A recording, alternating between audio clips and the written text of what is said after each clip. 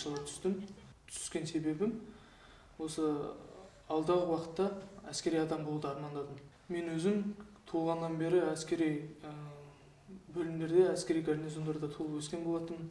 Сондықтан осының барлығы маған жиналып, мен де осы әкем сияқты, ата-анам сияқты әскери адам болуды армандадым. Сондықтан алдағы мақсатта өмірімді әскери өмірмен байланыстырғым келді. Маған әкем айтты, сен өзің білесің деді, өзің шешесің, ол сенің тағдырың деп айтты. Мен өзім осы әскери адам боламын деп шештім. Осы мектеп менің бойыма шыдамдылық және де төзімділік қасиеттерін сіңірді деп ойлаймын. Өйткені осы 2 жылдың ішінде біздің ұландар және мен шетте жүрген балаларға қарағанда біз олардың алдында көптеген қиындықтар көрдік деп ойлаймын. Сондықтан осы қиындықтар бізге шыдамдылық, төзімділік қасиеттерін бойымызға сіңіріп көмектесті. Бізде әскери пәндер тереңдетіліп оқытылады, өйткені бізді әскери өмірге дайындағандықтан бізде күнде кешке бұл жерде міндетті түрде саптық жүріс кешке жақын және де кешке тексеру осы плацта өткізіледі.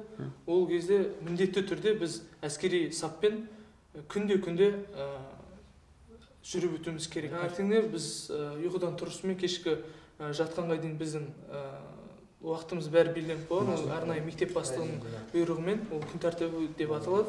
Калашников автоматын мен осы жас ұлан мектебінде толықтай үйрендім. Өйткені осы Калашников автоматы шашып жинау, оны шашып жинаудың өзі мен өзім қатты қаладым, оны 1-2 айда үйреніп алдым.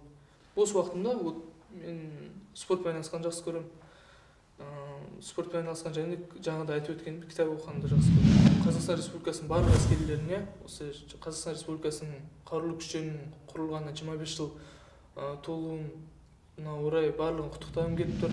Олардың мойнында үлкен қызмет жатыр. Осы қызметті адалдықпен кез келген жағдайда елінің қорғауға тұратын азаматтар болуға тілеймін.